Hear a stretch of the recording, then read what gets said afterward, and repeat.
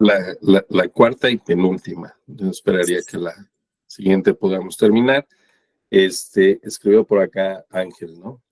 Mira, Ángel, una vez que tú entres o accedas ahí a la liga que puse, de cualquier manera que la pongo acá, en esta parte vas a encontrar los botones para acceder, y la idea es que precisamente entren para que con su perfil puedan ir contabilizando todo el avance, ¿no? ¿Vale?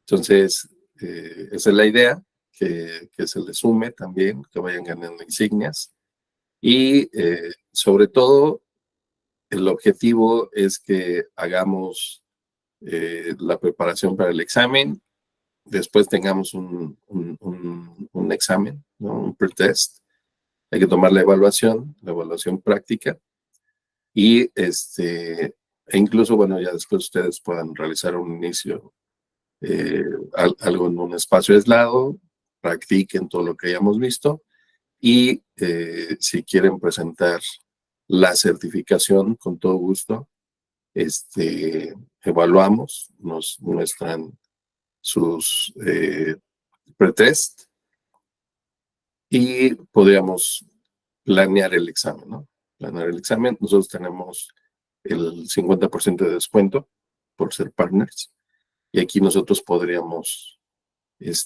programar la parte del examen, ¿no? ¿Vale?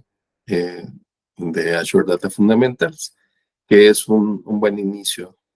Ven, aquí tenemos el 50.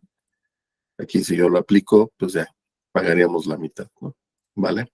Entonces, aprovechemos estas oportunidades que tenemos como partners para poder tener algo más en el aprendizaje personal, ¿no? Entonces, esto definitivamente es una inversión de su tiempo. Y pues bueno, ya habíamos visto nosotros estos módulos, ahí están, te recomendaría que los siguieras. Ahorita vamos a continuar con nuestros módulos. Nos quedan los datos no relacionados y la parte de análisis de datos. Me voy a ir un poquito rápido, para que podamos avanzar y sí terminar el material en esta y una sesión más, ¿vale? Adelante, Kevin. Entonces, ¿el curso nada más formaría parte de los aspectos básicos de datos en Microsoft Azure? El sí es Azure Data Fundamentals, ¿vale? No. Eso es todo el curso. ¿Va? Y la idea es que tengamos un panorama general de todas las herramientas de data que utilizamos en la plataforma de Azure, ¿ok? Entonces, ya hemos venido teniendo algunas revisiones de todos los productos que la integran, y de eso se trata, ¿no? De tener como que bien conceptualizado qué productos podemos utilizar en algunos escenarios, bases de datos relacionales, no relacionales, documentales y algunos motores de análisis, ¿vale? De eso se trata. Última pregunta. ¿Los exámenes y todo lo haríamos el día de hoy? ¿O cuándo se podrían hacer? Eso se los dejamos de tarea para que los vayan realizando al finalizar. Es decir, vamos a tener esta sesión, una más, porque sí es mucha la información que todavía nos falta. Y posteriormente ya tendríamos ese examen, ustedes lo hacen y nos mandan los resultados, ¿no? ¿Vale? Okay. Gracias. No, ¿de qué? Bien, pues vamos a empezar con el módulo, aspectos básicos de los datos en Azure, datos no relacionales, ¿vale? Vamos a ver este videíto. ¿Sí, ¿se escuchan? Vamos a ponerle close. Excelente. Pongan atención.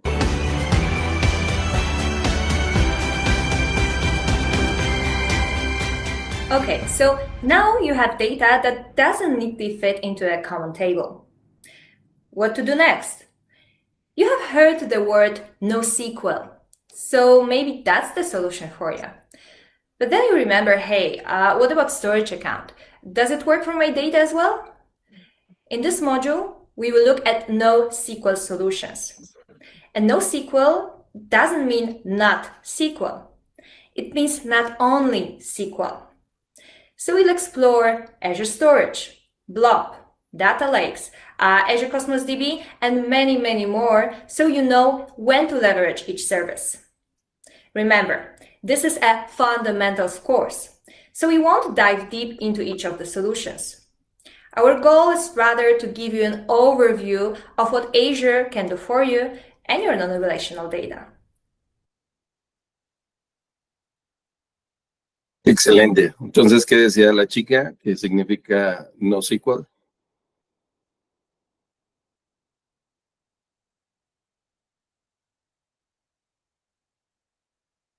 No sean tímidos. Sí, sí pusieron atención.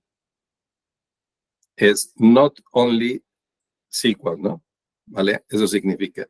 Porque muchas veces nos casamos con el concepto de NoSQL como no escribir SQL, ¿no? O no sentencias de SQL, ¿no? No significa eso. Otro de los objetivos que decía, pues es, ya les platicaba yo, es tener un conocimiento general de las herramientas que vamos a estar explorando y sobre todo vamos a ver la parte del storage, algunos productos como CosmoDB que nos ayudan precisamente a poder explotar distintos modelos de información, ¿vale? Entonces, vamos a iniciar. Vayan siguiendo, por favor, píquenle aquí en Azure Storage para datos no relacionales. Y bien, aquí vamos a estar explorando lo que son los Blob Storage, Data Lake de generación 2, el File Storage, para qué nos sirve, y Table Storage, ¿vale? Y por acá viene un ejercicio que se los voy a dejar de tarea para que lo realicen. Mándenme su resultado para provisionar un Azure Storage. Aquí debemos de contar con una suscripción y esa suscripción, sí es importante que ustedes creen su cuenta. Cada que creamos un recurso, pónganlos en un mismo grupo de recursos para que posteriormente eliminen ese grupo de recursos y todo lo que está aquí adentro se vaya, ¿no? Y así no nos vaya a costar, ¿vale? Bien, vamos a ir a la intro. Entonces aquí lo que nos dice es que por lo general se adopta la forma de una base de datos relacional en la que los datos se organizan en tablas relacionales y se administran mediante el lenguaje de consulta de SQL. Este es el módulo anterior que estuvimos viendo, ¿no? Todo el tema de la normalización de bases de datos, cómo se van estructurando y, bueno, habitualmente la gente conoce este tipo de modelado, ¿no? Sin embargo, hay algunas otras aplicaciones que no requieren de una estructuración muy cuadrada, ¿no? Muy rígida. A esto se le conoce como una base de datos no estructural o un almacenamiento no relacional, ¿no? Esto es como no SQL, ¿no? ¿Por qué? Porque ya veíamos, ¿no? Es not only SQL. Vamos a ver ahorita, se pueden guardar como MongoDB algunos documentos o son bases de datos documentales en donde cumplen cierta estructura, pero no son tan rígidas, ¿no? Azure Storage es uno de los servicios principales en donde nosotros podemos almacenar la información en la nube para usos posteriores, ¿no? Entonces, ahorita vamos a ver parte de estos objetivos. Entonces, ustedes digan, denle aquí continuar o siguiente. Yo voy a ir hacia atrás porque ya fui completando. Y ahora vamos a ver la exploración de Azure Blob Storage. Un Blob Storage no es más que un repositorio de datos no estructurados como objetos, ¿no? Objetos binarios grandes, por eso es la terminación o el nombre Blob, ¿no? Big, long object binary, ¿vale? Y es una manera eficaz de almacenar datos de manera optimizada. Ya tiene ciertos algoritmos para estructurar la información, organizarla para que la podamos encontrar de una manera muy fácil. Y nosotros los escribimos mediante APIs. Esto es bien importante, ¿no?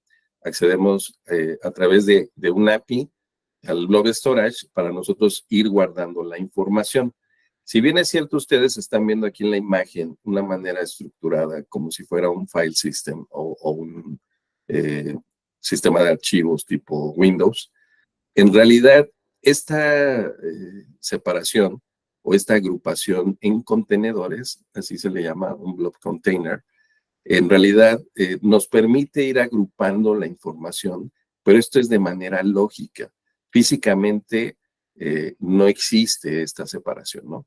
Es nada más un separador lógico que nos ayuda a tener estas carpetas virtuales como si fuera un sistema de archivos, ¿vale?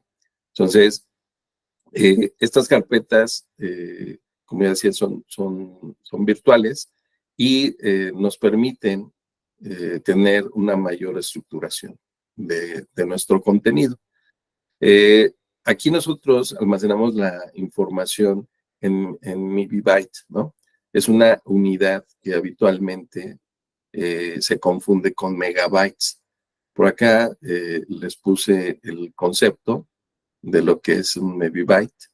Y si vemos, está agrupado a 2 a la 20 a nivel de bytes, a diferencia de un megabyte, que es un 10 a la 6, ¿vale?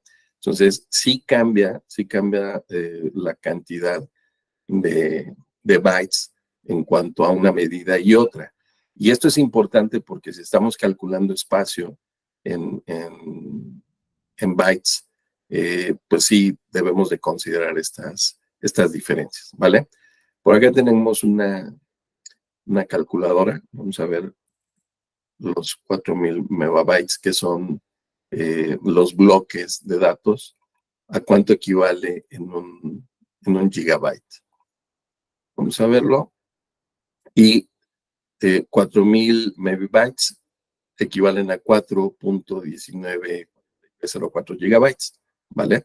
Entonces, sí es diferente la medida si nosotros lo convertimos de megabyte a gigabyte. Nos va a dar distinto, ¿no? ¿Vale? Entonces, si se dan cuenta, eso ya a nivel de teras o petas nos puede dar una gran diferencia de espacio e incluso de costos. Por eso sí es importante esta medida, ¿no? Entonces, el blob storage se almacena en bloques y cada bloque, como ya veíamos, puede ser de hasta 4000 megabytes, ¿vale? Entonces, aquí nos da un tamaño, una conversión, y se recomienda especialmente para almacenar objetos binarios grandes, discretos, que cambian con poca frecuencia. Esto es importante, ¿no? Tener ahí información que no vamos a estar alterando constantemente. Hay otros dos tipos que son los blobs en páginas. Al momento de estar configurando el blob storage, nosotros podemos establecer esta configuración y esto está optimizado tanto el blob en páginas como en anexos, sobre todo para discos virtuales o máquinas virtuales, ¿vale? Entonces, cuando nosotros tenemos máquinas virtuales de gran volumen, se recomienda estar utilizando estos dos tipos distintos, ¿no? De almacenamiento, ¿vale? En un blob storage. Entonces, sí es importante tener la consideración del caso de uso para el que vamos a estar utilizando el blob storage. Aunque habitualmente nosotros lo vamos a estar utilizando en bloques, ¿vale? Dentro del blob storage existe un ciclo de vida o 3 niveles de acceso, ¿no? Esto nos ayuda a equilibrar la latencia y el costo de almacenamiento. Es decir, tenemos el nivel más frecuente de acceso, que este es el predeterminado y se utiliza para todos los blogs que estamos utilizando frecuentemente. Por ejemplo, si estamos almacenando aquí archivos de imágenes, documentos, Algo que pudiera estarse moviendo, hay que configurarlo con acceso frecuente. Esto tiene un costo, ¿no? El costo por acceder es menor, el costo por almacenaje es mayor, ¿vale? Entonces, eso es parte de una fórmula que por ahí nos da la calculadora. Después tenemos el esporádico, en donde nosotros podemos también ir moviendo incluso de archivos frecuentes a esporádicos. Imaginen que estamos manejando expedientes jurídicos, donde a lo mejor los primeros 60 días, pues sí es necesario tenerlo frecuente y después ya es esporádico, ¿no? Entonces cambia la manera de acceder y esto también nos cambia el costo, ¿vale? Entonces ya el costo de almacenaje y de acceso es distinto. Y de igual manera tenemos el tipo archivo, en donde ya podríamos estar guardando información que es menos constante de acceder, como por ejemplo un respaldo de información, en donde ya lo tenemos ahí para ocuparlo posteriormente, ¿no? Ya no es tan frecuente su acceso, ¿vale? Entonces, desde la latencia de lectura típica para los niveles de acceso frecuente y esporádico es de unos milisegundos, pero para el nivel de acceso de archivo, los datos pueden tardar horas en estar disponibles, ¿no? Entonces, esto es importante que lo consideren y esto también nos ayuda, porque recordamos que ahora en la nube no nos cuesta subir, pero sí nos cuesta almacenar y sobre todo leer, ¿no? Entonces, eso es importante dentro de su fórmula, dentro de sus cálculos, para que lo tengan en consideración, ¿ok? Entonces, para recuperar un blob de nivel de acceso de archivo, debe cambiar al nivel de acceso frecuente o esporádico. Es decir, tendría que pasar de archivo a alguno de los dos estados anteriores. Y con esto se rehidrata, ¿no? A eso se le da mal proceso para que posteriormente lo podamos leer, ¿no? Entonces, hay que considerarlo y es parte de nuestro análisis en el diseño de soluciones, ¿vale? No sé si hasta aquí tengan alguna duda, pregunta. Bien. Vamos a darle continuar. Yo me voy a ir hacia atrás y vamos a ver ahora el tipo Data Lake Storage, generación 2. Anteriormente, bueno, existía el generación 1, que es un servicio independiente para almacenamiento jerárquico, esto es importante, ¿no? De los datos en un data lake, ¿no? O datos analíticos que con frecuencia se usan para soluciones de análisis de macrodatos, ¿vale? Que funcionan con datos estructurados, semiestructurados y no estructurados, almacén de archivos, ¿no? El Data Lake Generación 2 es una versión más reciente que integra Azure Storage. Permite aprovechar la escalabilidad del almacenamiento en blobs y el control de costos de niveles de almacenamiento. Entonces, ya anteriormente se tenía un producto muy particular y ya ahora hicieron un híbrido, ¿no? Para que nosotros mediante cierta configuración en el blob storage, nosotros le podamos indicar que es de tipo generación 2 y ya nos permita estar almacenando información como si fuera un Azure Data Lake, ¿vale?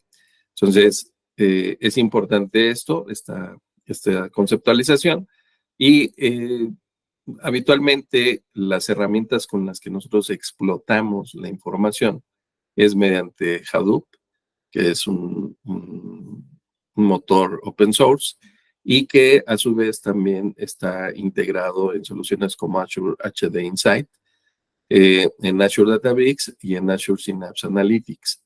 Y estos se pueden montar para estar leyendo estos archivos de manera distribuida que están almacenados en el Data Lake generación 2, ¿vale? Sí es importante normalmente considerar que esto es grandes volúmenes de información. Por ejemplo, en el IMSS, si ustedes cuentan con todos los expedientes de todas las personas, el consumo de medicinas, quisieran hacer un análisis de cuál es la frecuencia, la rotación de medicinas, los faltantes, etcétera, bueno, pues toda esa información de alguna manera puede estar semiestructurada en un data lake y posteriormente estar haciendo un análisis de ese cruce de información, ¿no? ¿Vale? Entonces, es importante lo que les decía, siempre ver que es un espacio jerárquico, ¿vale? Entonces, así es como nosotros deberíamos estar almacenando la información y podemos estar ya actualizando la información que tenemos, pero siempre hay que tener en cuenta que es un proceso unidireccional, ¿no? Después de actualizar una cuenta de almacenamiento que se admita en espacio de nombres jerárquicos de almacenamiento de blobs, no se puede revertir. ¿Esto qué significa? Que si nosotros creamos un blob storage, ¿no? O un Azure Storage Account, y les decimos que va a ser un espacio de nombres jerárquico, es decir, un Azure Data Lake Storage Generación 2, ya no podemos revertirla, ¿no? ¿Vale? Entonces, por ahí, cuando estén haciendo el ejercicio, se van a dar cuenta de cómo configurarlo, pero ya no es posible revertirlo, ¿no? Entonces, eso también hay que tenerlo en consideración, ¿vale? En algún punto lo que podríamos hacer sería extraer la información, almacenarla en otro lugar y después ya eliminarlo, ¿no? Y después volver a la configuración como quisiéramos. Pero eso es importante tenerlo en cuenta, ¿vale? Bien. Vamos a ver ahora el concepto de Azure Files. Denme un minutito, por favor.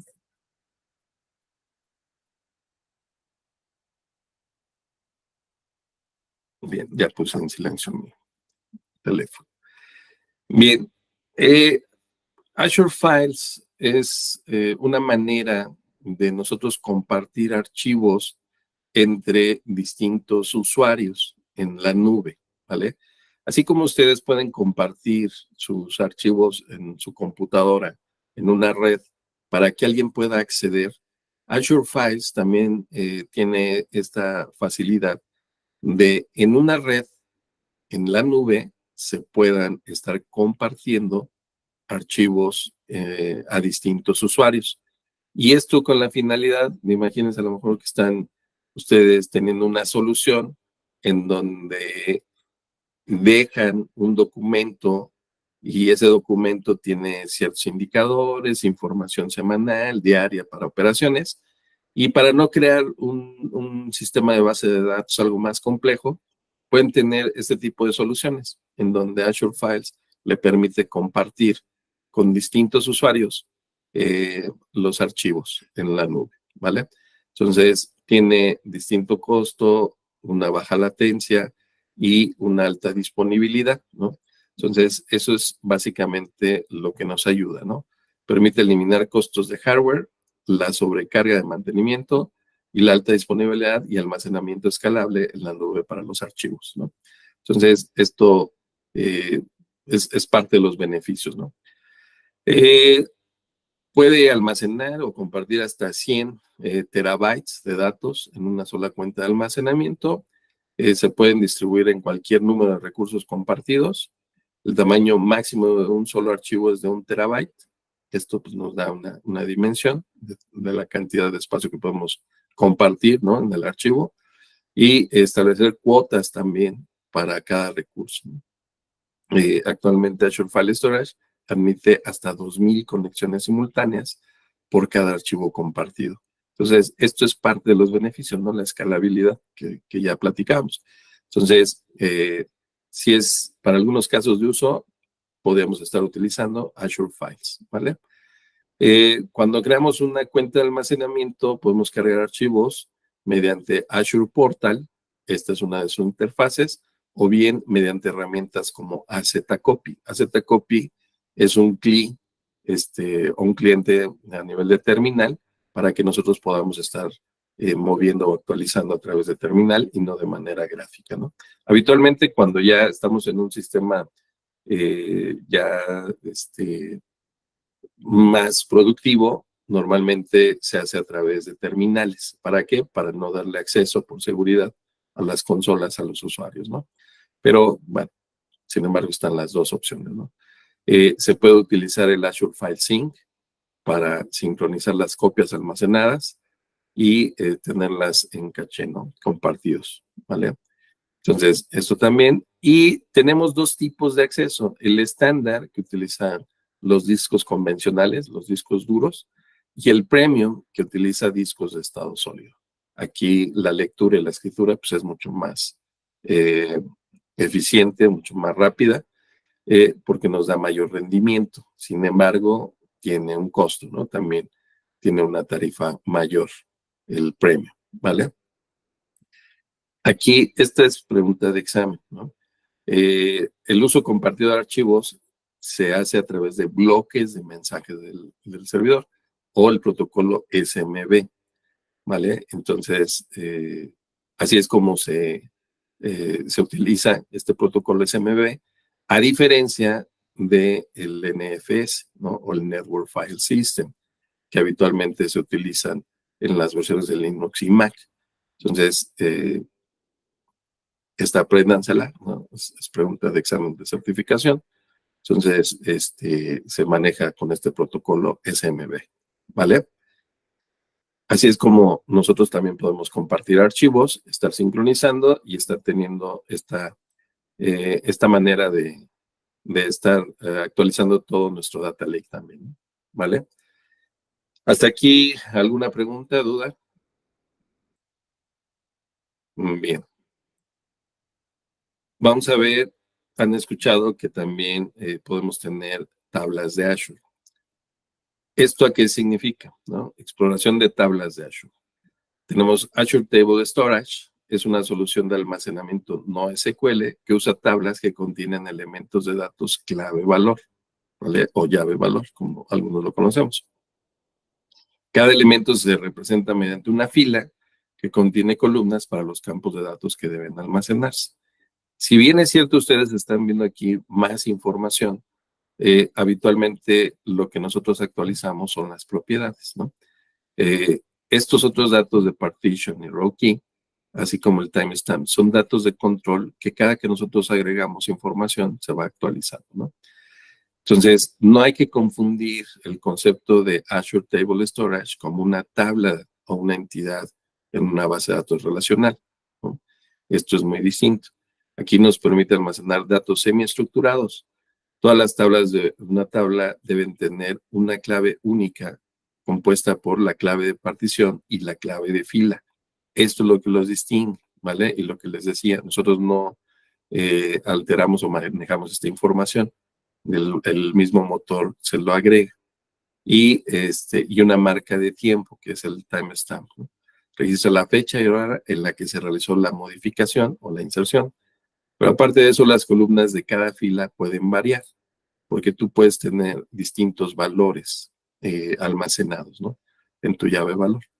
Las tablas de Azure Table Storage no tienen los conceptos de claves externas, relaciones, procedimientos almacenados, vistas u objetos que se pueden encontrar en una base de datos relacional, ¿vale?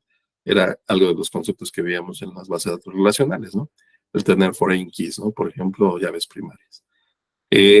Se desnormalizan los datos normalmente y cada fila contiene los datos completos de una entidad lógica. Por ejemplo, contiene información de clientes, podría almacenar nombres, apellidos, teléfonos, direcciones, etc.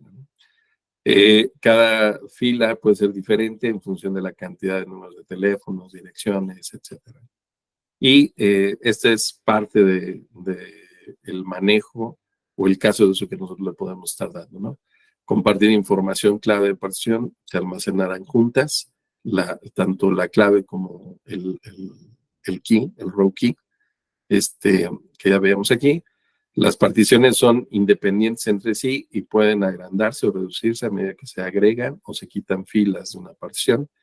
Al buscar datos puede incluir la clave de partición en los criterios de búsqueda y esto nos ayuda a reducir la cantidad de lecturas, ¿no? El rendimiento obviamente pues es mucho mayor. a estar buscando un valor entre las propiedades, a tener identificado cuál es nuestro partition o nuestro row key al que queremos ir. Bien, la clave de una tabla Azure Storage consta de 2 elementos, lo que ya veíamos, esto es importante que lo aprendan, clave de partición, que identifica la partición que contiene una fila, y una clave de fila que es única para cada fila. ¿Vale? Si una aplicación agrega una nueva fila a una nueva tabla, Azure garantiza que la fila se coloca en la posición correcta de la tabla. Este esquema permite que una aplicación realice rápidamente consultas de punto. Vale. Aquí no hay tanto que revisar, pero esta es otra manera también en la que nosotros podemos estar organizando nuestra información con el Azure Table Storage. ¿Vale? Bien, vamos a hacer un ejercicio. Este se los voy a dejar de tarea, por favor. La tarea consiste en crear un Azure Storage. En realidad son varios escenarios. Aquí les va a dar el paso a paso.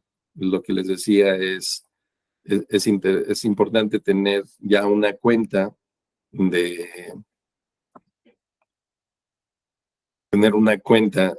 el portal, Azure Portal. Este es el ejercicio, ¿vale? En donde lo vamos siguiendo paso a paso. Aquí nos va diciendo qué es lo que tenemos que hacer. Descargamos este archivo JSON. Este archivo JSON posteriormente lo que vamos a hacer es crear este espacio a manera de carpeta.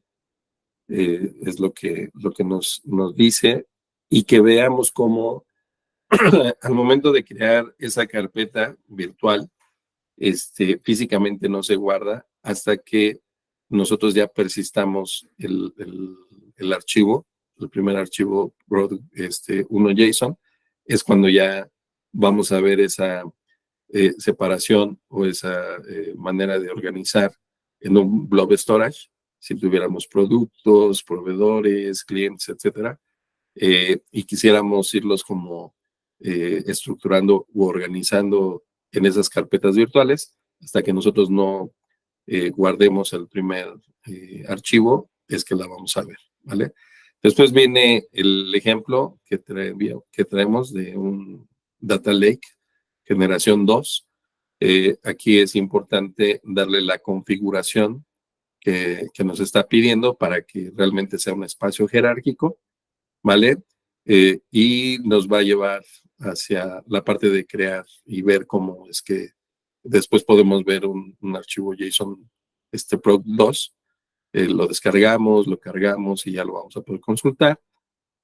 Después viene el ejercicio del Azure Files, para que vean cómo se comparten, cómo pueden estar visualizando.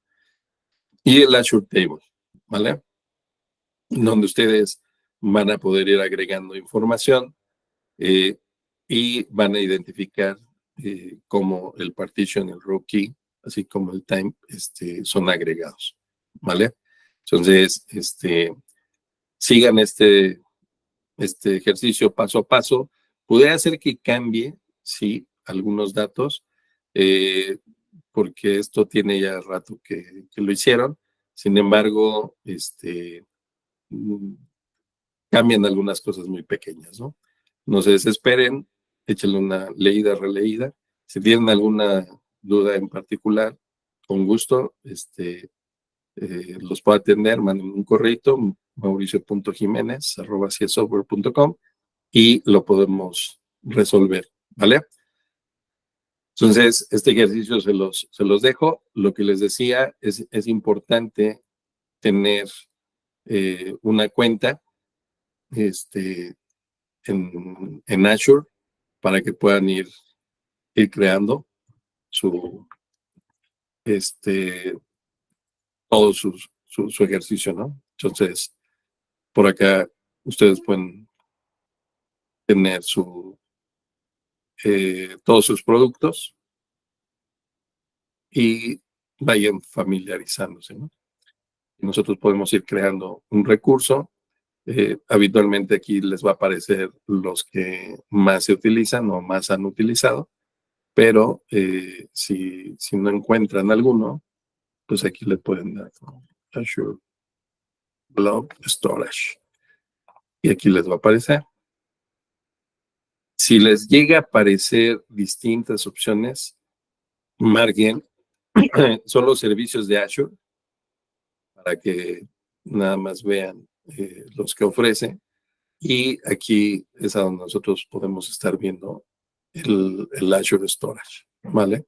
Es lo que les decía, y aquí ustedes pueden ir creando, le dan Create y ya después van a ir siguiendo, ¿no? Por eso es importante tener una cuenta porque siempre les va a pedir una suscripción. Creen un grupo de recursos nuevo, lo que yo les decía es mi Blob Storage, para que después puedan eliminar el grupo de recursos, en este caso mi Blob Storage, y ya puedan ustedes, aquí le vamos a dar un nombre, la región, déjenla ir por default, y bueno, sigan por ahí toda la parte de datos que les está pidiendo, propiedad de fecha, eliminado, versión, etcétera. Pero bueno, entonces, ya una vez que lo crean, ustedes van a poder ir a sus grupos de recursos y van a poder eliminarlos, ¿no?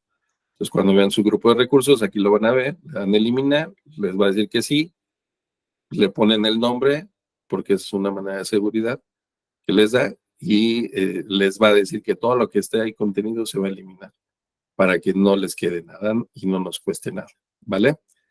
Entonces, sigamos ese paso a paso, por favor. Y bueno, bien, vamos a darle continuar y vamos a darle prueba de conocimientos. ¿Cuáles son los elementos de una clave de Azure Table Storage? Nombre de clave y nombre de columna, clave de partición y clave de fila, o número de fila.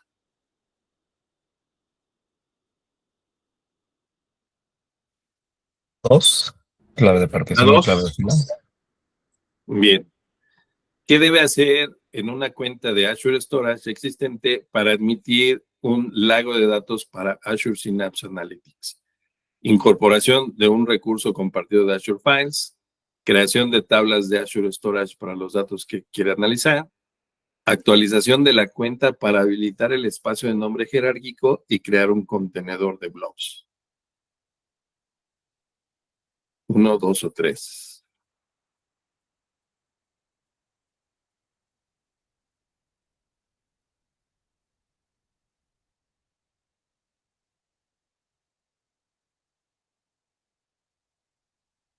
¿Qué opción es la que les hace más?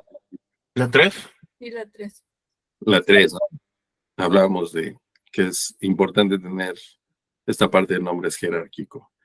¿Para qué podría usar Azure File Storage? Para compartir archivos que se almacenan de forma local con usuarios ubicados en otros sitios. Forma local es on-premise, ¿vale? Para permitir que los usuarios de distintos sitios compartan archivos, o para almacenar archivos de datos binarios grandes que contienen imágenes u otros datos no estructurados. 1, 2 o 3.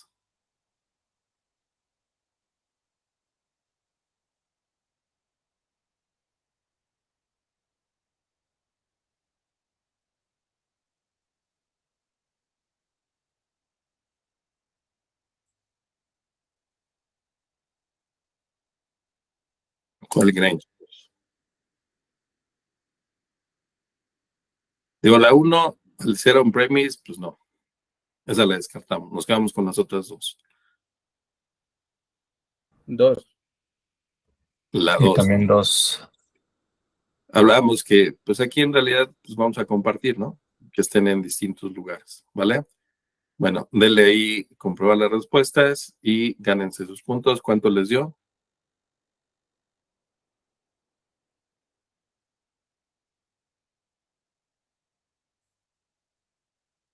¿No les dio puntos? ¿Cómo? 200. 200. Bien, 200. bien, dos. Excelente. Pues vamos a ver un resumen. Ahí sacamos 10. Acabamos de ver el uso o características del Blob Storage, del Data Lake Generación 2 y del File Storage y del Table Storage, ¿no? Se quedaron con la tarea de hacer su ejercicio para aprovisionar, ¿vale? Si alguno de ustedes tienen más inquietud y quieren profundizar más, pues vayan igual y vean Azure Data Fundamentals, ya a mayor detalle, pero buscando a lo mejor más información al respecto, por ejemplo, de lo que es el Azure Data Lake, pueden buscar y pueden profundizar más, ¿no? ¿Vale? Por ejemplo, esta es una de las ligas que nos lleva, ¿no? Que es un data lake. Aquí nos va dando ya más nivel de comprensión, para qué lo utilizamos, cómo es que se puede estar utilizando, qué tipos de uso le podemos estar dando a un data lake, la diferencia entre un data lake y un warehouse, ¿no? Un data lake tiene información no estructurada o semiestructurada, mientras que un data warehouse habitualmente tiene las bases de datos eh, relacionales, ¿no? De alguna manera para nosotros poder estar haciendo exploración de datos. Entonces aquí nos va a ir dando la información y comparativa entre uno y otro, ¿vale? Entonces pueden ir buscando información más al respecto y aquí les va a hablar a mayor detalle si es que se quedaron ahí con alguna inquietud, ¿no? Al respecto, ¿vale? Bien, vamos a darle continuar y deberíamos de estar viendo ahora los conceptos básicos de Azure Cosmo DB. Ok. Bien, Azure Cosmo DB, ya estamos todos aquí. Aquí lo que vamos a aprender es ver las características y funcionalidades de Azure Cosmo DB. Aquí vamos a ver cómo se puede utilizar incluso para distintos motores de base de datos conocidos, cómo podemos ir almacenando información, como si fueran distintos motores. Vamos a identificar las APIs a través de las cuales... Me perdí.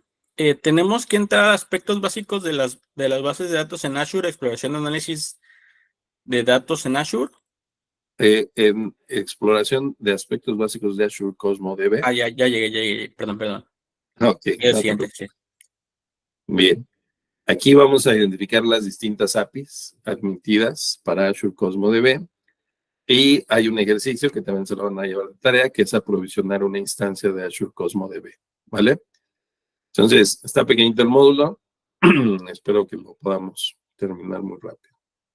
¿Vale? Entonces, vamos a aplicarle en la introducción para que nos dé nuestros 100 puntos. Y aquí la introducción nos dice que las bases de datos relacionales almacenan datos de tablas relacionales, pero a veces la estructura que impone este modelo puede ser demasiado rígida y a menudo conduce a un rendimiento deficiente a menos que dedique tiempo a implementar un ajuste detallado. Existen otros modelos denominados colectivamente base de datos no SQL. Estos modelos almacenan datos en otras estructuras como documentos, grafos o gráficos, almacén de llave valor y almacenes de familias de columnas, ¿vale?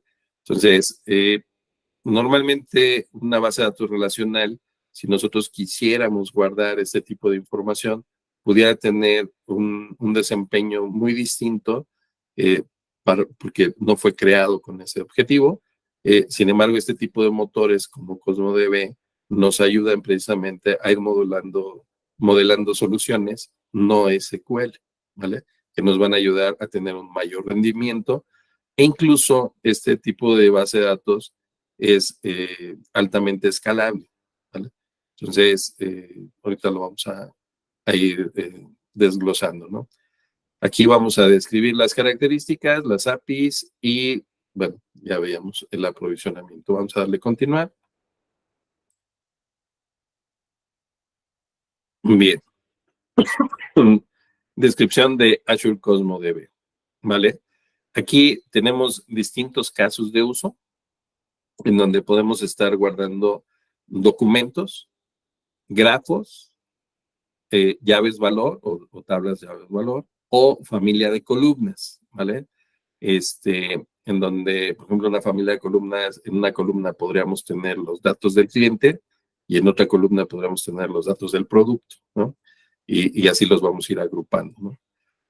Azure CosmoDB admite varias interfaces de programación de aplicaciones o APIs que permiten a los desarrolladores utilizar la semántica de programación de muchos tipos comunes de almacén para trabajar con datos en datos CosmoDB. Esto es importante, ¿no? Porque se adapta a la semántica o al lenguaje de programación del motor de la base de datos para el cual la vayamos a crear. Ahorita vamos a ver los distintos tipos, ¿no?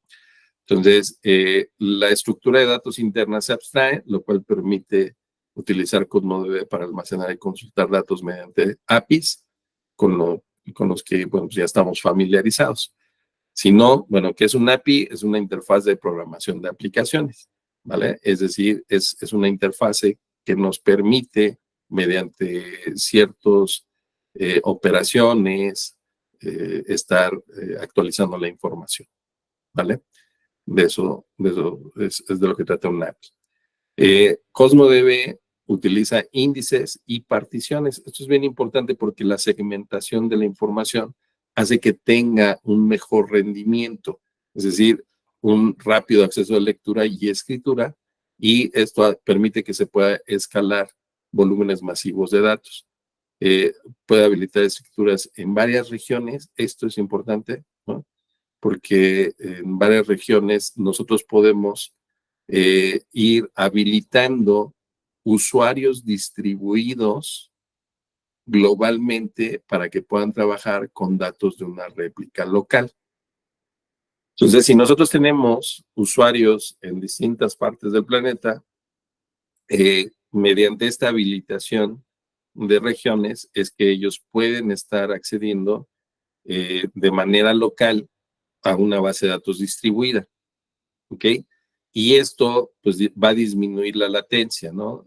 No es lo mismo que nosotros estemos aquí y una persona de España esté compartiendo la información en un Azure CosmoDB y estuviéramos accediendo a una base de datos relacional, ¿no? Que no estuviera distribuida en múltiples regiones. Lo que hace en realidad la plataforma de Azure es tener una réplica de la información para que nosotros podamos tener una menor latencia de acceso hacia los datos. Entonces, de eso se trata también, ¿no? Entonces, habilitando múltiples regiones, podemos tener el acceso de usuarios distribuidos de manera global. ¿Ok? ¿Cuándo debemos de utilizar CosmoDB? ¿Ok? Entonces, es un sistema de administración de base de datos muy escalable, hablando de este caso de uso multirregional. Asigna automáticamente espacio para las particiones en un contenedor y cada partición puede crear hasta un tamaño de 10 gigabytes, ¿no? Entonces, sí es de gran capacidad. Los índices se crean y se mantienen de forma automática, no hay prácticamente ninguna sobrecarga administrativa. Fundamentalmente, muchos de los productos de Microsoft ya utilizan CosmoDB, ¿no? Sobre todo algunas aplicaciones de uso crítico como Skype, Xbox, Microsoft 365 y Azure, lo utilizan como un motor de base de datos, ¿no? Entonces, ellos mismos se autoconsumen de alguna manera, ¿no? Otros casos de usos que tenemos es el IoT y telemática, ¿no? Todos aquellos componentes que ya veíamos, por ejemplo, la medición de temperaturas en algún lugar, datos que pudiera estar teniendo algún componente de IoT, podríamos estarlos guardando en CosmoDB para que posteriormente con una mayor rapidez y eficiencia podamos acceder a los datos y llegar a tener un análisis, ¿no? ¿Mediante qué? Mediante Azure Machine Learning para aprender cuáles son los comportamientos, a lo mejor de algún lugar, ¿no? Con esta telemetría que estamos teniendo. Azure HD Insight o Power BI, podemos hacer uso de estos datos, ¿no? Estas son herramientas que nos permiten estar accediendo a esta información y se pueden procesar en tiempo real, ¿vale? Esto es otra de las datos importantes mediante Azure Function. No es parte de este examen, de este curso, pero Azure Function son pedazos de código, snippets, que se crean de manera serverless, es decir, sin servidor, los aprovisiona y los ejecuta en su motor de ejecución Azure, pero puedes estar teniendo pedazos de códigos o funciones que estén recibiendo información, leyéndola en tiempo real, y las puedes tener en Python, en Java, en C, C++, algo así. No recuerdo cuál otro lenguaje, ¿no? Y ahí nosotros podemos estar teniendo funciones Azure para toda la información que esté llegando a la base de datos, ¿vale? Otro caso de uso es el comercio o el marketing. Si nosotros tuviéramos esta necesidad como una tienda, ¿no? Aquí habla de el Windows Store o el Xbox Live. También nosotros podríamos estar teniendo ese tipo de interacciones. ¿Qué sería interesante? Bueno, pues a lo mejor conocer en tiempo real qué es lo que está comprando la gente, mover algunas promociones, ver si el producto es suficiente, etcétera, ¿no? Entonces, también para eso nos puede servir. Para los juegos en línea, ¿no? Toda la parte de los juegos en línea. Esto les habla en gran medida de la latencia, ¿no? Imagínense, ustedes no sé cuántos aquí son gamers, y un juego que se traba, que no les da respuesta, lo primero que hacen es abandonarlo, ¿no? En cambio, bueno, cada vez los chicos son más exigentes y esperarían un tiempo real, ¿no? Anteriormente, bueno, pues instalabas todo el juego o lo comprabas y ahora puedes jugar en línea, ¿no? Entonces, también se puede estar utilizando, incluso, bueno, pues para redes sociales, etcétera, ¿no? Entonces, de esto nos habla el nivel de latencia, de lectura y escritura que podemos tener en este motor de base de datos, ¿no? Entonces, si alguna vez están diseñando alguna solución en la que van a estar compartiendo ese tipo de datos, geolocalizaciones en tiempo real, etcétera, bueno, pues también pueden llegar a utilizar este motor CosmoDB. Aplicaciones web y dispositivos móviles también para que nosotros podamos tener esta interacción social en alguna aplicación que estemos diseñando, que nos esté llegando información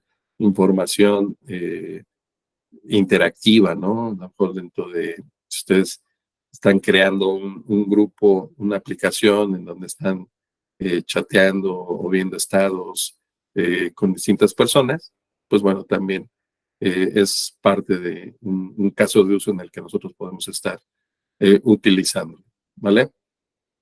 Y algo interesante es que existe un SDK para CosmoDB con el fin de compilar aplicaciones iOS y Android, ¿no?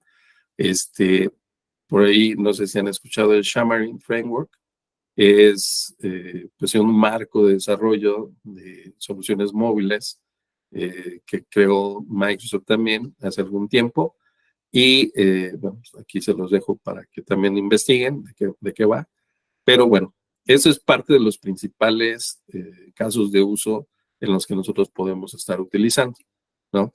Sin embargo, bueno, pues hay muchos más.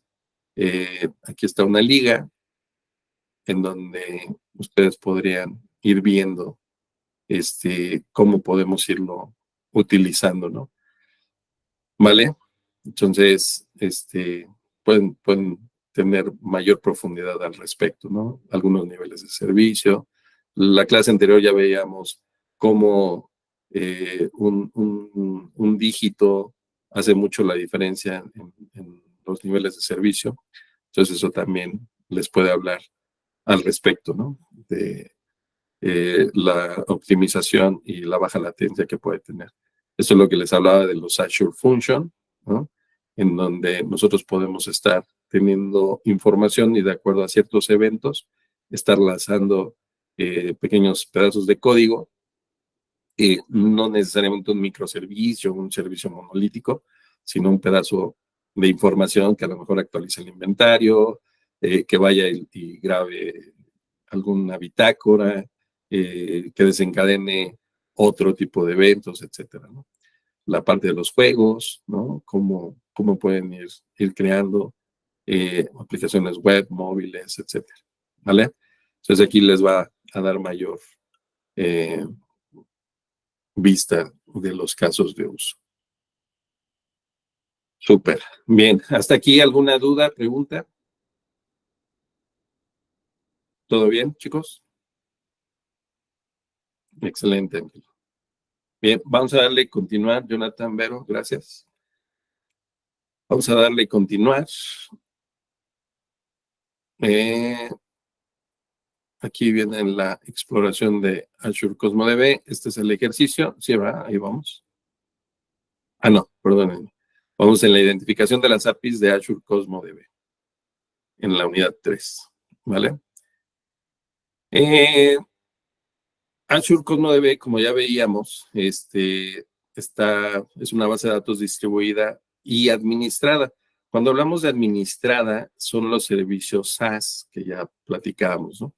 Es decir, es un software as a service, ¿vale? Y sin servidor de Microsoft. Esto es importante, ¿no? Es serverless para aplicaciones de cualquier tamaño o escala, con compatibilidad de cargas de trabajo relacionales y no relacionales. Maneja los dos. Por eso es no SQL, ¿no? Not only SQL. Los desarrolladores pueden compilar y migrar aplicaciones rápidamente mediante sus motores de base de datos de código abierto preferidos. ¿Cuáles? PostgreSQL, Mongo, Apache Cassandra, ¿no? Son algunos. Al aprovisionar una nueva instancia de CosmoDB, seleccionamos el motor de base de datos con el que lo queremos utilizar, ¿ok?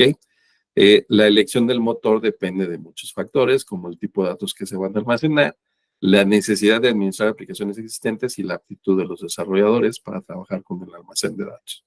Y además que la aptitud es el caso de uso, ¿no? ¿Cuál es la necesidad de la empresa? Y es lo que vamos a estar utilizando, ¿no? Aquí tenemos el Azure CosmoDB para no SQL, ¿ok? Es no relacional nativo de Microsoft para trabajar con el modelo de datos de documento tipo Mongo. No sé si se han escuchado algo al respecto. Sin embargo, usa sintaxis SQL, ¿no? CosmoDB no SQL utiliza sintaxis similar a SQL para que nosotros podamos explotar la información, ¿vale? Administra los datos en formato de documentos JSON. Entonces, a pesar de que no es una base de datos relacional de columnas, vemos siempre la información en este formato JSON, ¿ok? Después tenemos este otro sabor que ya les platicaba, que es el de MongoDB, en donde sí también se almacena la información en JSON. Sin embargo, hace rato veíamos algo de la semántica, ¿no? Aquí es a donde nosotros lo demostramos. Es decir, para acceder a los datos, cuando nosotros le decimos que es de tipo MongoDB, nuestro lenguaje va a ser MongoDB Query Language o MQL, ¿vale? Y aquí es a donde nosotros vemos un ejemplo. Para acceder e encontrar información en mi segmento de productos, le voy a decir buscar ID 123 y este sería mi resultado, ¿vale? Entonces, por eso hablaba de la semántica, ¿no? Es decir, se adapta de acuerdo a la configuración, es la semántica que se utiliza, ¿no? O el lenguaje. ¿Ok? Para PostgreSQL también es una base de datos relacional nativa, distribuida globalmente, que particiona automáticamente los datos, y esto, bueno, pues nos ayuda a hacerlo mucho mayormente escalables. Y bueno, puede empezar a crear aplicaciones en un grupo de servidores de un solo nodo, de la misma manera que lo haría con PostgreSQL. ¿Ok? Conforme va aumentando nuestros requisitos de escalabilidad y rendimiento de la aplicación, podemos escalar sin problema varios nodos, ¿no? Mediante la distribución transparente de las tablas. PostgreSQL es un sistema de administración de bases de datos relacionales, un RDBMS, en el que se definen tablas relacionales de datos, por ejemplo, ¿no? Que estamos viendo aquí, ¿vale? Entonces, este es un estándar pues, más conocido, de tipo SQL, ¿ok? Aquí es a donde vamos viendo el poderío de CosmoDB. Distintos semánticas, motores podemos estar utilizando. También para CosmoDB for Table, para trabajar con datos de tablas clave-valor, tipo Cassandra, ¿no? En donde nosotros podemos tener la información para accederla de una manera mucho más rápida y precisa. Y la manera como nosotros podemos acceder a ella es mediante endpoints, ¿vale? Así es como accedemos. Ok. Apache Cassandra es un modelo de base de datos creado por Microsoft, por Apache, perdón, que fue adoptado también por algunas soluciones de Microsoft. Y aquí nos habla de familias de columnas, ¿vale? Sobre todo en Data Lakes es muy utilizado este tipo de soluciones, ¿vale? Tenemos el de tipo grafos, que es el CosmoDB para Apache Gremlin, y aquí nosotros podemos estar viendo de alguna manera jerárquica las relaciones, ¿no? A través de nodos, ¿no? Que le llaman. Y también nos puede ir moviendo la información de manera gráfica, cómo están nuestras relaciones. Si nosotros quisiéramos consultar o agregar información, por ejemplo, aquí nos muestra agregar un nuevo empleado que se llama Alice, que dependa de la empleada con el identificador 1, que es su. Esta sería la sentencia, ¿no? Aquí nosotros le estaríamos agregando a Alice, que depende o le reporta a su, ¿vale? Esa sería la manera como nosotros estaríamos creando estas relaciones. Y muy similar trabaja Facebook, ¿no? ¿Vale? Entonces, esos son los distintos motores y sabores de CosmoDB, ¿no? Entonces, Apache Gremlin nos sirve precisamente para el manejo de nodos o de grafo. Va. Está muy poderosa, ¿no? ¿Cómo ven? ¿Algún comentario, duda, pregunta?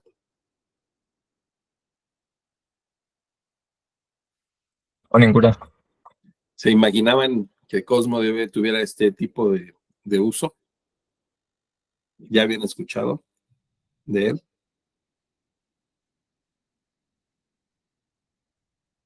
No sean tímidos, chicos. Pues tal cual Bien. he escuchado, pero realmente al día de hoy no la había visto ni utilizado de mi lado. Ok, excelente. ¿Y qué te pareció, Alan? Pues muy robusto, conforme la tecnología avanza, pues de igual manera se va dando uno cuenta que cada vez tiene más potencial, ¿no? Propiamente para usos más robustos. Exacto, exacto. Adelante, Isaac. ¿Qué tal? Oye, tengo una duda. Bueno, Sí. no me ha tocado trabajar con Cosmos, pero, por ejemplo, ¿es posible generar instancias de diferentes? Por ejemplo, si quiero alguna para, no sé, grafos y una para Mongo, ¿las puedo tener Sí. en el mismo server o cómo funciona esa parte? Acuérdense que es sin servidor, ¿no? O sea, de entrada Sí. es serverless. Y sí, o sea, nosotros podemos tener distintas instancias con los distintos motores, ¿no? N, los que quisiéramos, ¿no? Entonces, podríamos tener una para almacenar documentos, ¿no? Tipo Mongo, otra para Postgres y otra, no sé, para Gremlin, ¿no? Para todo mi manejo de nodos o grafos, ¿no? Entonces, sí, nosotros podemos tener N cantidad de instancias de Azure Cosmos DB con los distintos sabores, ¿no? No está limitado a una sola, ¿vale? Obviamente, el hecho de ser serverless nos ayuda a ver que no vamos a estar pagando todo el tiempo por tener encendida la base de datos, ¿no? Sino que se activa en el momento en que nosotros hacemos alguna lectura, es cuando va a estar activo nuestro servicio. En el momento en que dejamos de tener lecturas y escrituras, simplemente se duerme y ese tiempo no lo van a cobrar, ¿no? Entonces, eso es importante en una solución serverless, ¿ok? Y la otra es toda la parte de la gestión autoadministrada. Toda la parte de parches, seguridad del mismo motor, pues va a estar a cargo, recordarán el principio de responsabilidad compartida, todo esto está a cargo del proveedor, ¿vale? Entonces, en ese sentido, nosotros no nos tenemos que preocupar por instalarla, más que por instanciarla, ¿no? Y configurar y acceder, ¿vale? Sí, quedó respondida a tu pregunta. Exacto. Sí, claro. Excelente, súper. Pues bien, les voy a dejar el ejercicio de la exploración de CosmoDB. Créanme que uno, hasta que no lo ejecuta, es como va aprendiendo más, ¿no? Entonces, realizan el laboratorio. Igual necesitan una Azure Subscription. Entonces, cuando ustedes ya estén dentro de su suscripción, vamos a ver aquí. De hecho, por acá ya la tenían. Azure Cosmos DB. Aquí les va a aparecer Azure Cosmos DB. Le dan crear una instancia. Y aquí nos vamos sobre núcleo SQL, ¿vale? Creo que es la que tiene, no recuerdo si es Postgres, pero bueno, ahí le van dando, van siguiendo su tutorial. Recuerden crear un nuevo grupo de recursos y al final eliminarlo, ¿no? ¿Va? Para que no les cause ningún costo. ¿Ok? De cualquier manera, si ustedes son nuevos, ustedes tienen creo que $200 para costear, ¿no? Nada más recuérdense de eliminarlos para que no nos vaya a costar, ¿no? Esto es algo de lo que les hablaba, ¿no? La distribución global, que es la redundancia geográfica, el escribir en varias regiones, ¿no? Entonces, ¿para qué era escribir en varias regiones? ¿Se acuerdan?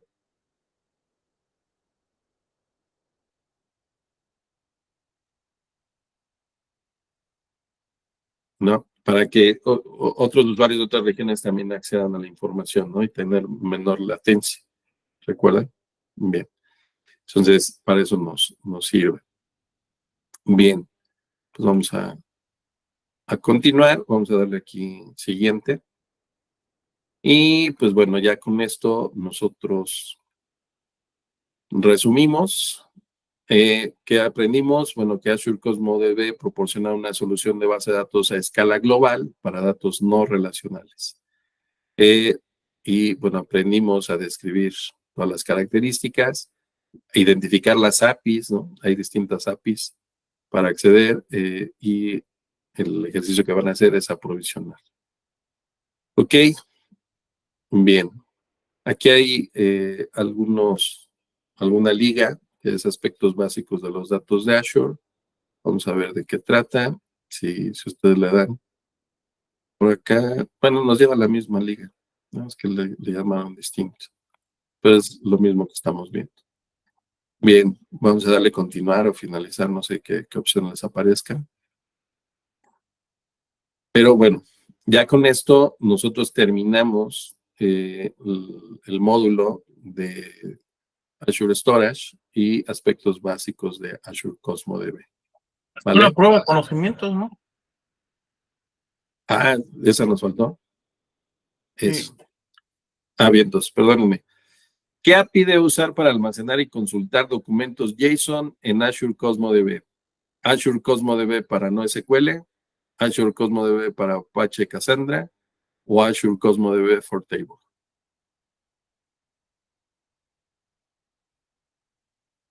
Uno, dos o tres. La 1. No.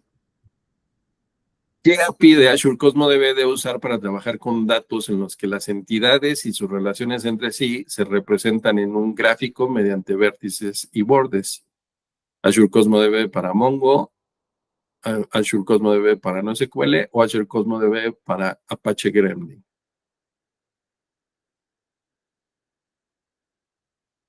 Uno, dos o tres. ¿Tres? 3. Bien. ¿Y cómo puede habilitar que los usuarios distribuidos globalmente trabajen con su propia réplica local de una base de datos CosmoDB?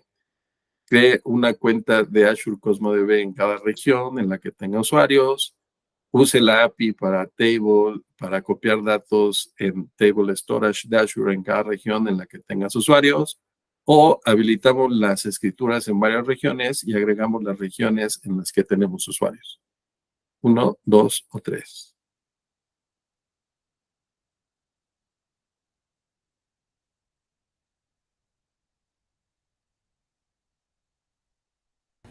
¿Es la 3? La 3, a ver, vamos a darle a comprobar. Y en efecto, ¿no? Por acá debimos tener 200 puntos o 400, ¿no? No recuerdo. ¿Vale? Súper. Pues ya están certificados, chicos, en base de datos no relacionales. ¿Ok? Ya por acá deben de estar ¿en qué nivel? ¿Nivel 1? Por ahí. ¿Con cuántos puntos? ¿Quién nos ha seguido desde el inicio? Nivel 3 ya.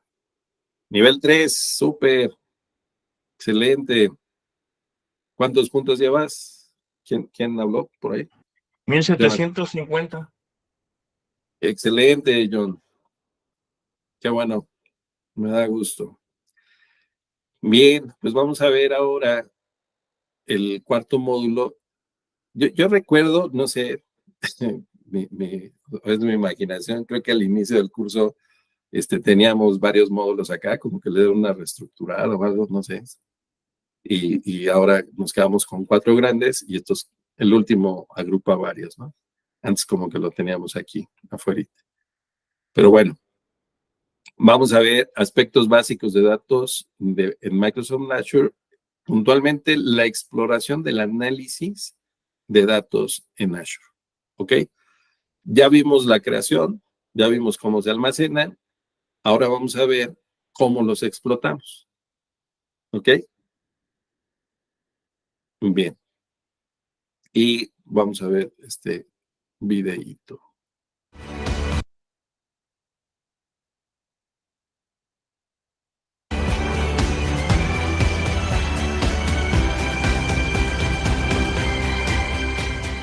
Okay, so now let's take a look at the journey that your data takes to become valuable business information.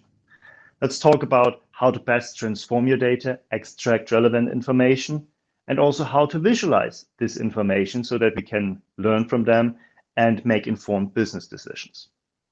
In this learning path, we're talking about the life cycle of your data, all the way from data ingestion over transformation to visualization. You're going to learn about pipelines as part of the ingestion and processing phase, and which tools you can use in order to use those pipelines. We're going also to talk about large-scale data warehouses, as well as data lake stores, as well as data lake houses, which try to combine the benefits of both worlds, still a relatively new term. We're also going to talk about the difference between batch processing and live processing, and what tools you can use to best handle the workload in both situations. And finally, after our data has been transformed, has been extracted, has been analyzed, it's time we talk about visualization. For that, we're going to use Power BI, which offers us a wide a wide range of graphs, maps, and other visualization tools we can use to make the data to make the information more understandable and to make it accessible to a broader audience. So let's get right into it. Bien, entonces aquí lo que nos habla es que vamos a estar viendo toda esta parte de extracción, carga, transformación.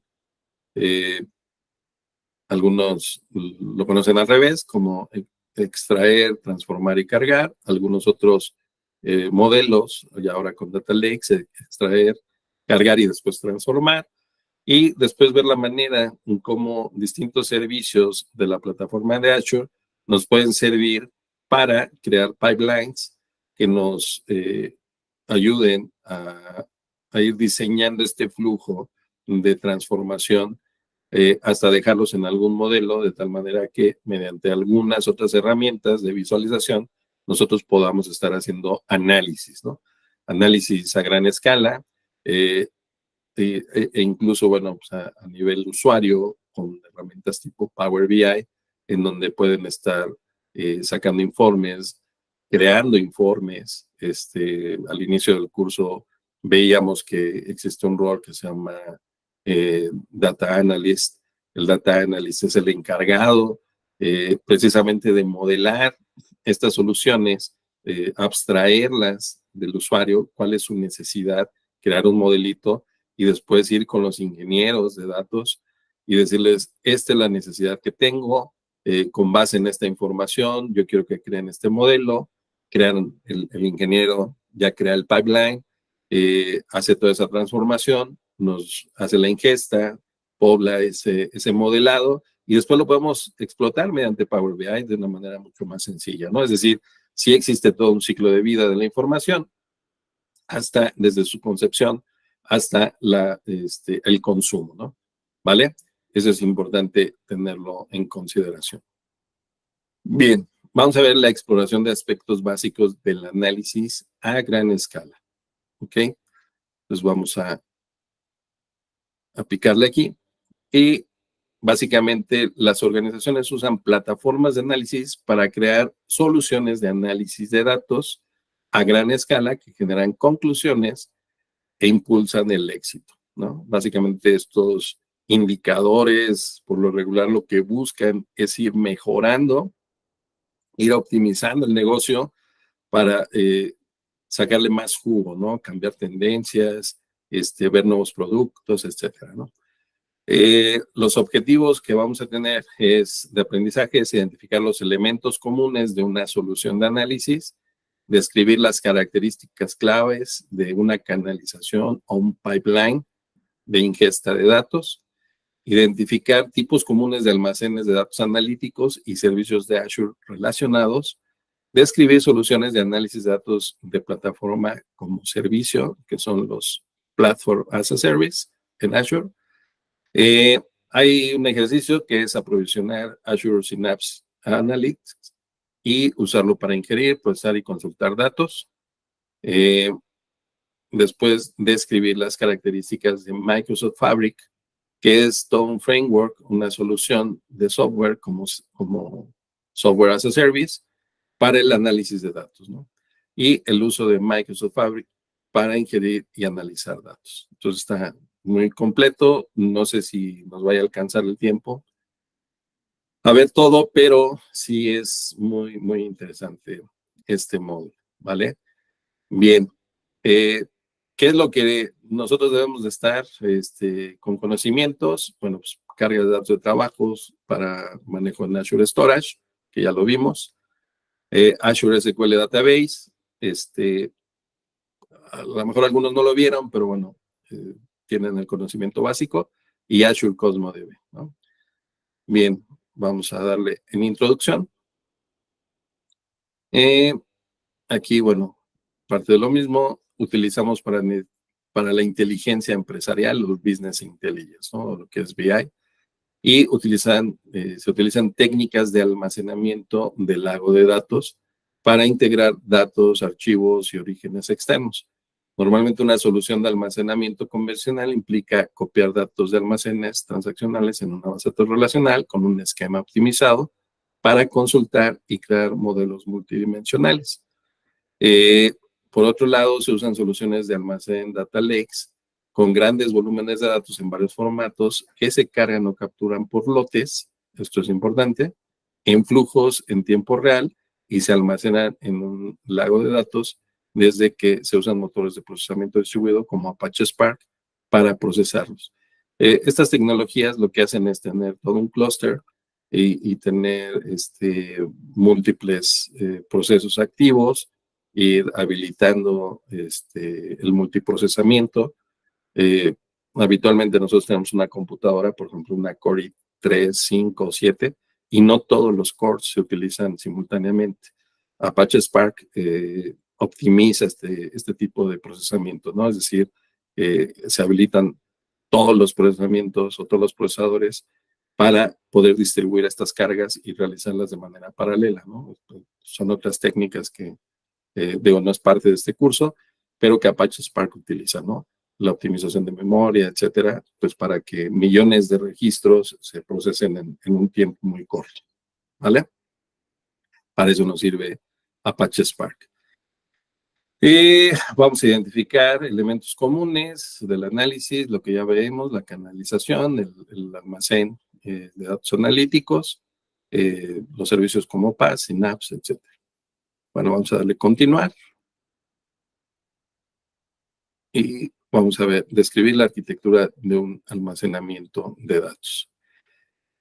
La arquitectura de análisis de datos a gran escala puede variar, al igual que las tecnologías específicas que se usan para implementarlo, pero en general se incluyen los siguientes elementos. Aquí nosotros vemos un mapa, el cual vemos la concepción del ciclo de vida. Como primer punto, tenemos la parte de la ingesta, es decir, de nuestras fuentes originales, que pueden ser bases de datos relacionales, o algunas bases de datos de documentos. Podemos tener esta ingesta, ir haciendo nuestra carga, ¿no? Aquí hablamos de que puede implicar un ETL, extracción, transformación y carga, extract, transform, load, o la extracción, carga y transformación. Esto es muy distinto porque un data lake habitualmente lo que hacemos es extraemos la información, la cargamos y a lo mejor la dejamos ahí, no necesariamente la transformamos de inmediato, ¿no? Pudiera existir algunos pipelines que estén por batch y que posteriormente puedan servirnos, o habrá modelos analíticos en los que sí deseemos realizar un pipeline que extraiga, transforme y cargue a un cubo, ¿no? ¿Vale? Entonces, existen estos dos modelos, el ETL o el ELT. Bien, el procesamiento de datos suele realizarse mediante sistemas distribuidos que pueden procesar grandes volúmenes en paralelo y con varios nodos. Después, el punto número 2 que vemos aquí es el almacén de datos analítico, en donde nosotros los dejamos en un staging, ¿no? O en un área de almacenamiento de datos que puede ser un lago, un data lake basado en sistemas de archivos y arquitecturas híbridas, o que combinen almacén de datos y data lakes, ¿no? E incluso bases de datos relacionales también, ¿no? En ocasiones. Los trataremos con más detalle adelante.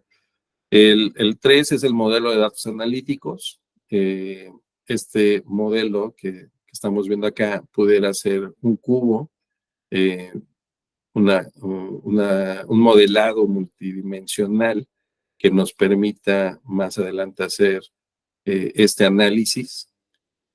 Ahorita vamos a verlo a detalle. ¿Para qué?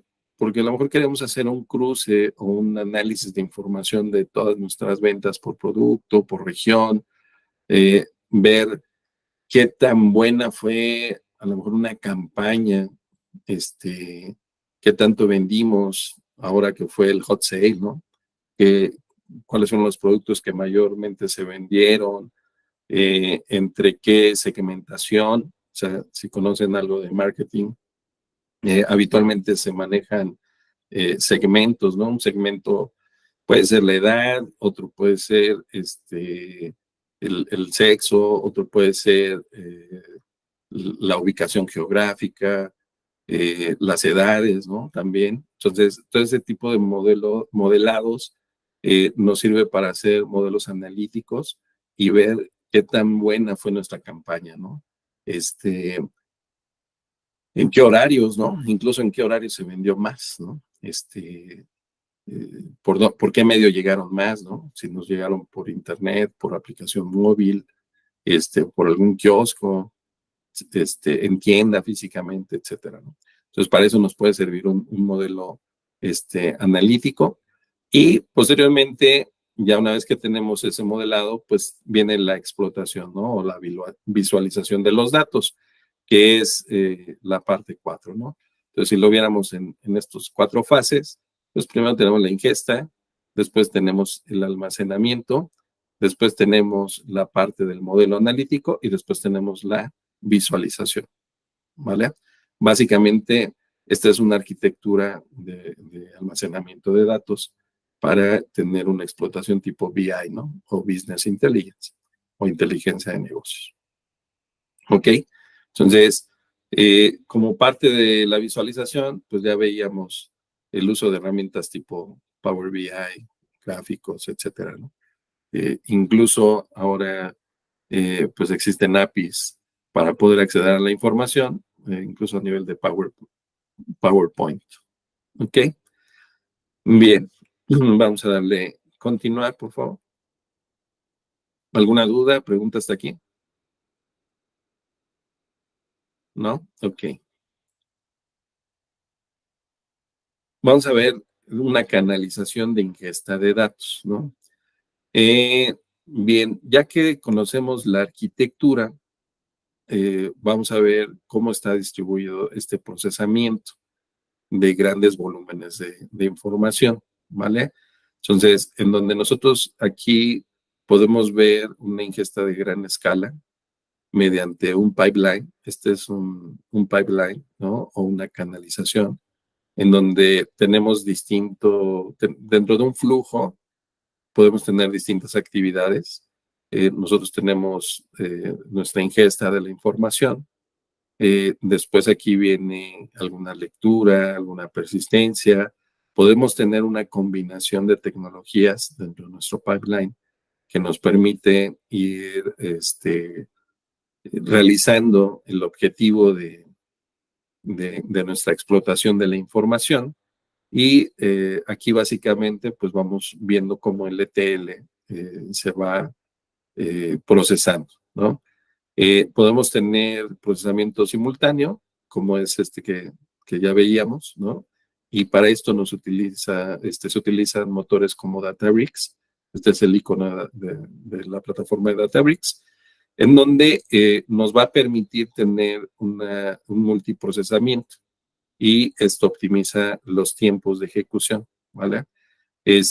Podemos tener toda la parte de Azure Synapse también, para toda la parte analítica, y Azure Data Factory, ¿vale? Entonces, estos son algunos de los productos que podemos estar utilizando como parte de nuestra canalización. ¿Ok?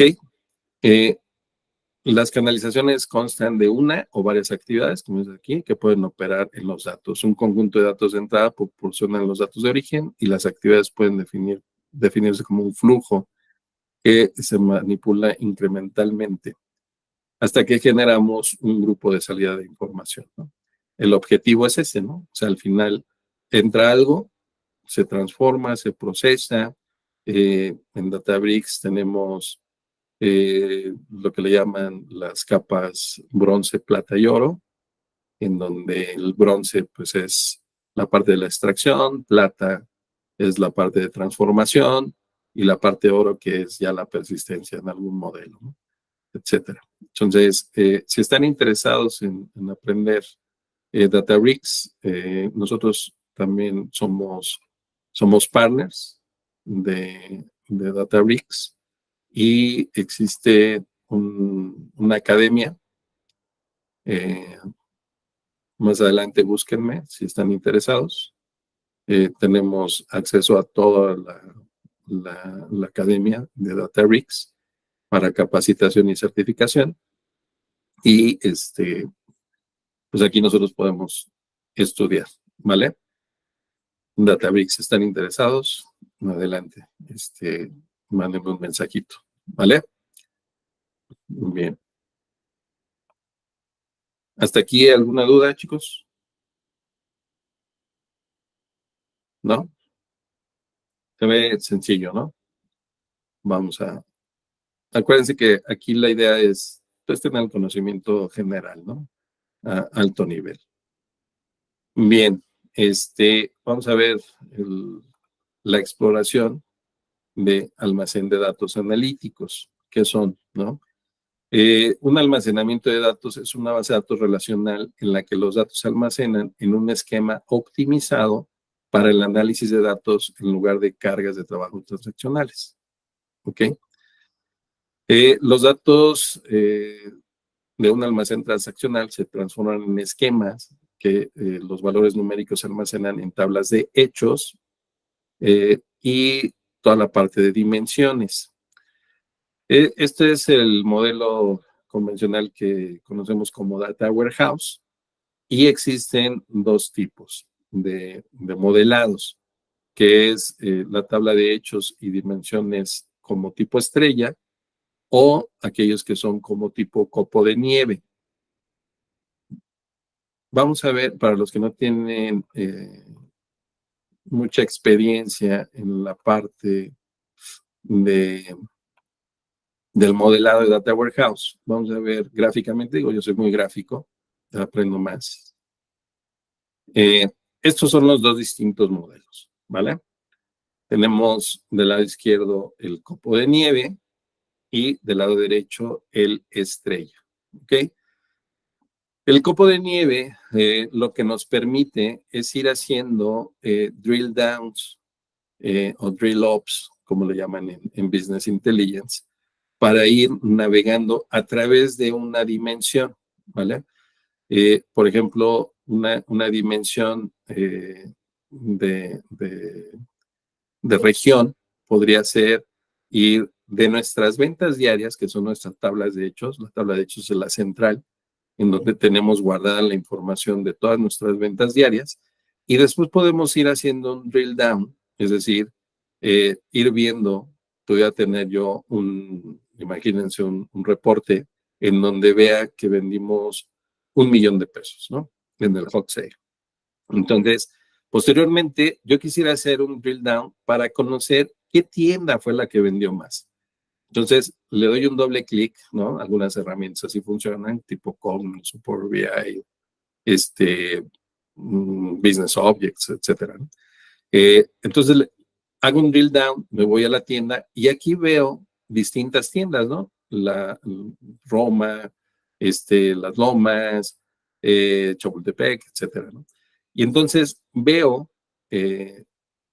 igual pudiera ver que tuviera a lo mejor distintas, si lo viera a nivel de cadena, ¿no? Liverpool, Suburbia, Sears y demás. Y después podría ir viendo de Liverpool qué ciudad fue la que vendió más, ¿no? Si me está diciendo que fue Liverpool, puedo hacer un drill down a nivel de ciudad y me va a dar el siguiente nivel de agrupación, de tal manera que toda mi tabla de hechos que tiene la información tanto de almacenes como ciudades, pudiera darme ahora esa vista o esa granularidad, de tal manera que después de la ciudad pudiera ver la región, ¿no? Entonces, para eso nos sirve tener un modelo copo de nieve en donde tenemos distintas jerarquías, ¿vale? Una de ellas puede ser el de tiempo o dimensión de tiempo, en donde podríamos ir, incluso irlas combinando, ¿no? Por tienda y por periodo, de periodo bajar hacia mes o hacia trimestre, bimestre, etcétera, ¿no? Y de igual manera hacia productos, ¿no? Marcas, líneas de productos, promociones. Para eso nos sirve un modelado o un modelo analítico de tipo copo de nieve, ¿vale? Después tenemos el estrella, ¿no? En donde también podemos nosotros ir navegando o ir visualizando la información segmentada de nuestra tabla de hechos hacia las dimensiones que nosotros pudiéramos estar teniendo, ¿no? Entonces, es otro tipo de agrupación, otro tipo de manera de explotación. A mí en lo particular, bueno, se me hace mucho más entendible o visualizable la parte de copo de nieve que la de el modelo estrella, ¿no? Sin embargo, bueno, pues los dos tienen su propio caso de uso. ¿Ok? Así es como nosotros vamos modelando en un modelo analítico nuestra información a partir de nuestras tablas de hecho y nuestras dimensiones para poder ir consultando la información. De eso se trata el concepto de Data Warehouse. ¿Vale? ¿Dudas, preguntas hasta aquí? ¿No? Si a alguien le interesa la parte de Data Warehouse, yo por acá les puedo compartir, mándenme un correo, este PDF de Data Warehouse Toolkit, tercera edición, que es de Rad Kimball y Margie Rose.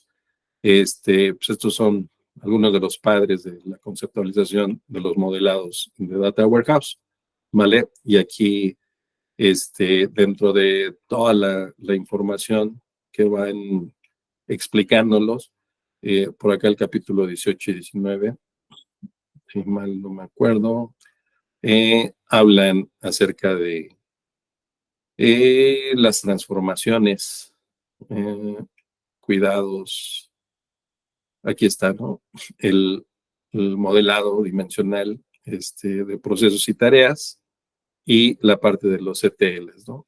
Algunas técnicas para ir haciendo, porque también este modelado tiene su chiste, ¿no? Es decir, nosotros ya veíamos, si bien es cierto, estos se almacenan en tablas o más datos relacionales, aquí nosotros llegamos a tener una desnormalización de la información, ¿no?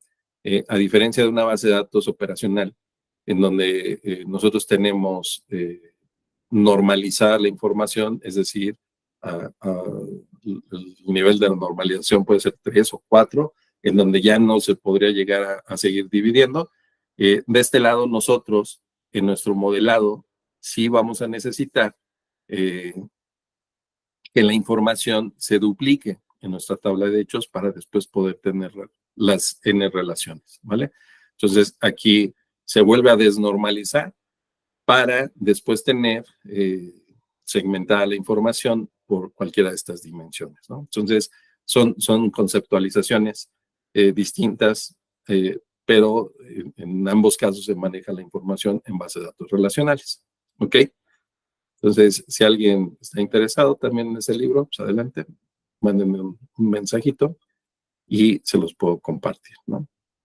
Bien, eso es hablando de el almacenamiento de datos en un modelo analítico. Después tenemos el almacén del lago de datos o data lake.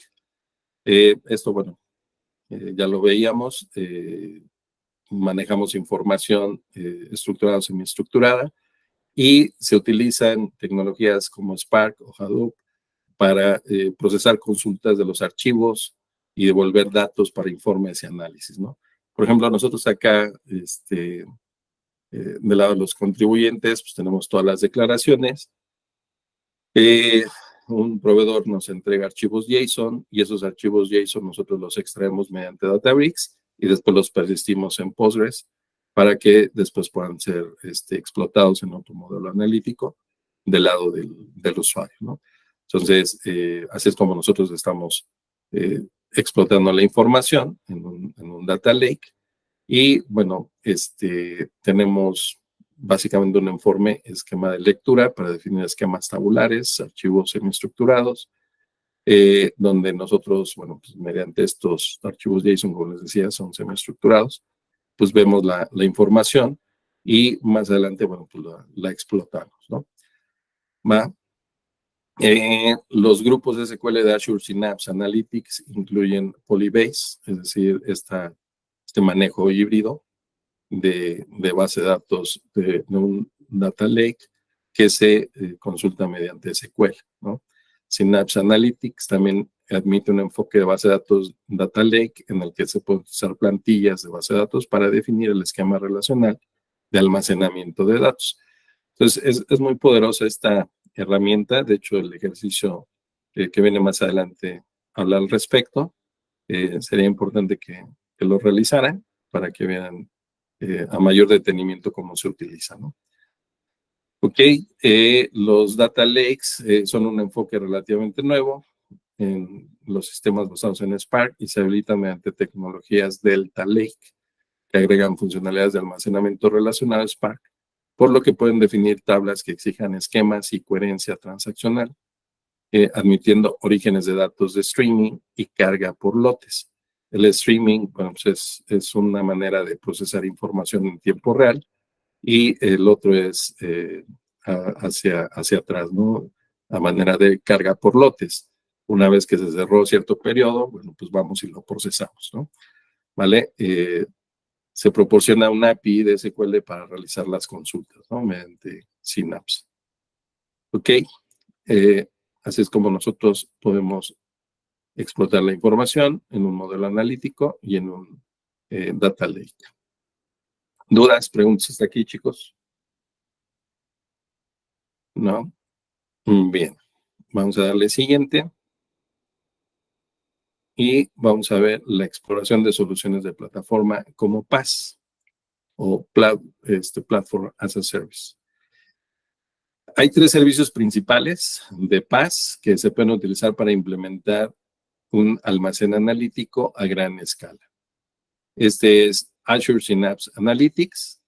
Es una solución de un extremo a otro unificada para el análisis a gran escala. Reúne distintas tecnologías y funcionalidades y podemos combinar integridad y confiabilidad de los datos en un almacenamiento de datos relacional basado en SQL Server como parte de su motor. Es muy flexible porque también se utiliza Apache Spark para toda la parte del procesamiento de la información y la lectura de los data lakes. Es compatible de manera nativa al análisis de registros y telemetría con grupos de explorador de datos Azure Synapse, así como pipelines de datos integrados para la ingesta y la transformación de datos. Todos los servicios de Azure Synapse Analytics se pueden administrar a través de una única interfaz de usuario interactiva de una Azure Synapse Studio, ¿vale? Esta es la herramienta que utilizamos precisamente para poder analizar la información. Bien, se van creando notebooks. Algunos de ustedes a lo mejor ya lo han escuchado el término, pero bueno, la traducción sería cuadernos interactivos en los que se pueden combinar código de Spark y contenido Markdown. Es una notación de escritura que nos ayuda precisamente a tener parte de la nomenclatura para la ejecución de algún pipeline, ¿vale?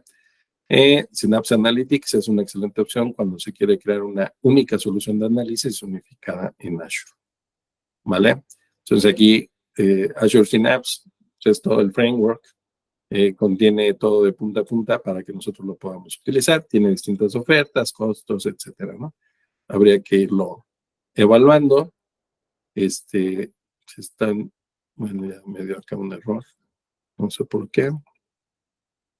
A ver si carga, ahora sí ya cargo. Aquí hay más información al respecto, ¿no? De Azure Synapse Analytics. Es escalable, conclusiones eficaces, experiencia unificada. Por acá maneja algo que le llaman el linaje de datos también, desde donde nace la información hasta cómo llegó, ¿no? A su destino. Escalamiento. Esto es parte de la vista de Synapse Studio, que nos permite hacer una explotación de la información y también alguna integración con Power BI. ¿Vale? podemos ir creando pues modelos analíticos tan complejos como nosotros queramos, una vez teniendo la información y la ejecución de ciertos pipelines, ¿no? Es seguro, sí, tienen sus niveles de seguridad para que nosotros podamos ir otorgándole permisos a los usuarios de acuerdo a su perfil, etcétera. Y pues bueno, esto es Synapse, ¿vale? Bien, tenemos Azure Databricks también, que es una implementación más popular y cada vez está siendo mucho más conocido. Databricks, de hecho, no lo dije, pero es muy bien pagado. Quien se va certificando en esto, se los recomiendo bastante. Y tiene toda una combinación de múltiples frameworks y lenguajes. Soporta Java, soporta Scala, Python, y podemos tener esa combinación de pipelines con ejecución o notebooks, con ejecución de pedazos de código en Scala, en PySpark, ¿no? PySpark es otro framework o lenguaje orientado a Python. Y su motor de base de datos, bueno, su motor de ejecución, pues básicamente está basado en Apache Spark.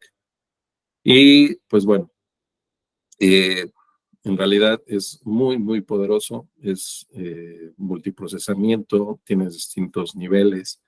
De verdad, es muy completo Azure Databricks.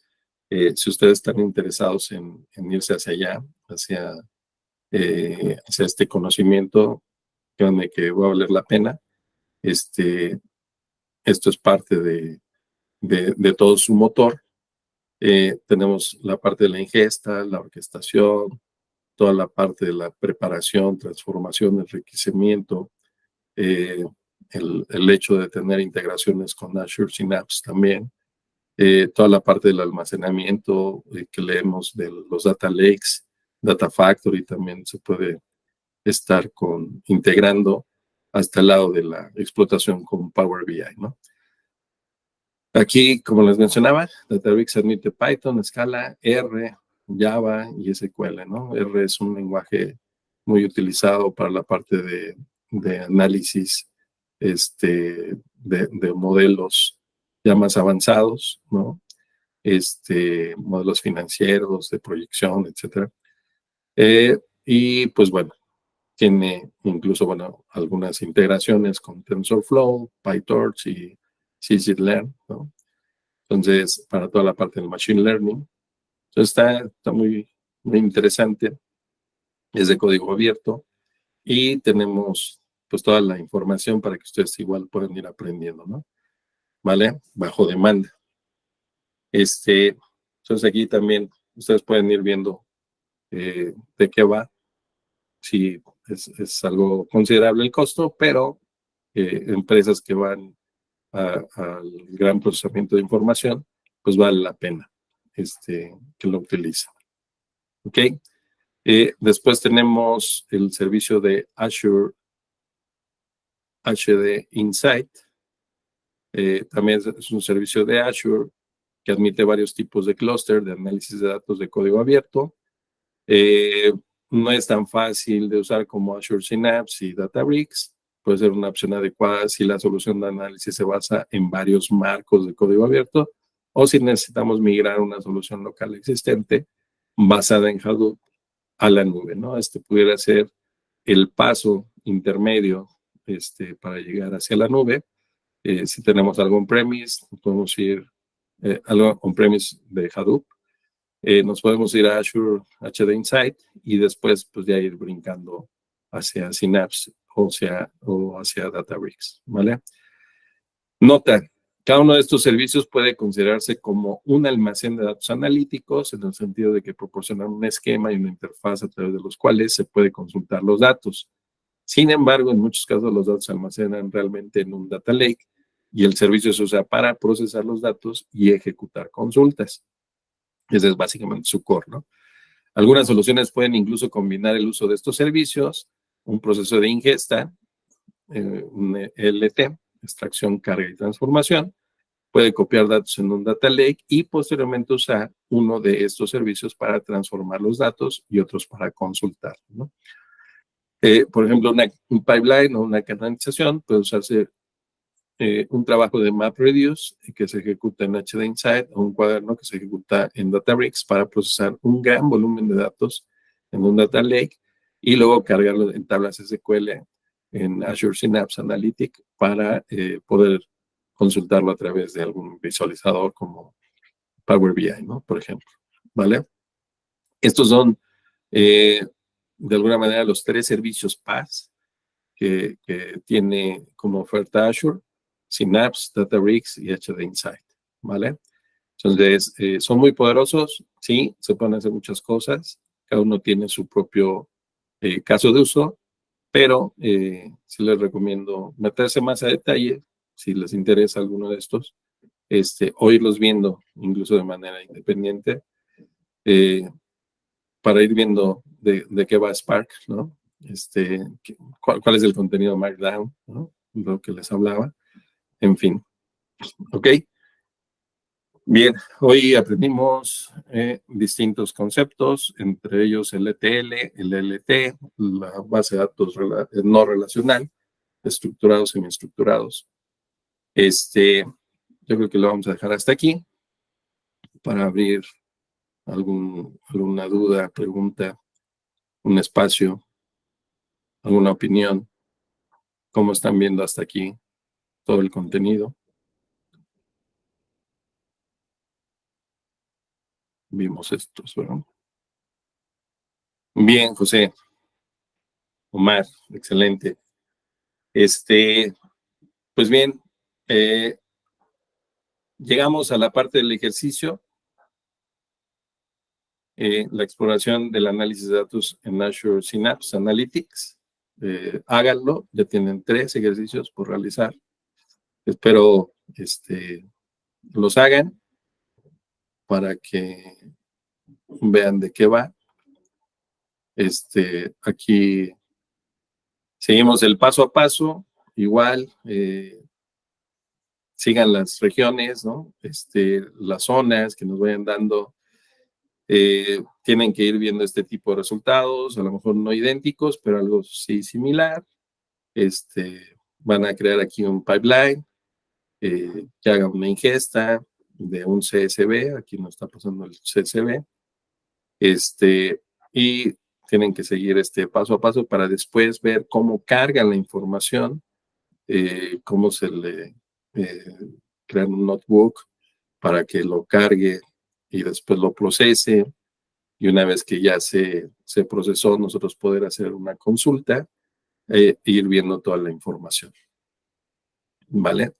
Digo, está muy completo y ustedes pueden ir haciendo sus primeras, nuestros primeros pininos con Synapse, pero es muy enriquecedor, ¿vale? Se los recomiendo mucho. ¿Ok? Entonces se dan cuenta, bueno, sí es bastante el ejercicio, pero vale la pena tener este conocimiento, ¿vale? Bien, excelente, chicos. Pues bueno, muchas gracias por su asistencia a todos.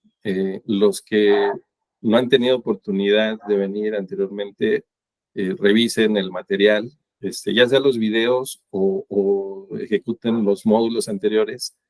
Lo interesante es que les vaya acumulando, les vaya dando, como por ejemplo acá, ¿quién me decía que tenía el nivel 3 ya?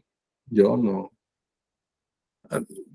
perdón mi memoria, pero bueno, que les vaya dando su nivel, ¿no? Que les vaya acumulando en su perfil, y que les vaya contabilizando, ¿no? Entonces, al final, la idea es que presentemos el examen, el pretest, y si se animan, pues tener la certificación de Data Fundamentals, ¿no? ¿Vale? Es muy bueno tenerlo como conocimiento. Ya sé que se vayan o no a especializar sobre la parte de data, tener el conocimiento en la nube de todo lo que es Azure a nivel de data es muy bueno. Y pues bueno, que se les reconozca esa parte, ¿no? ¿Va? Súper.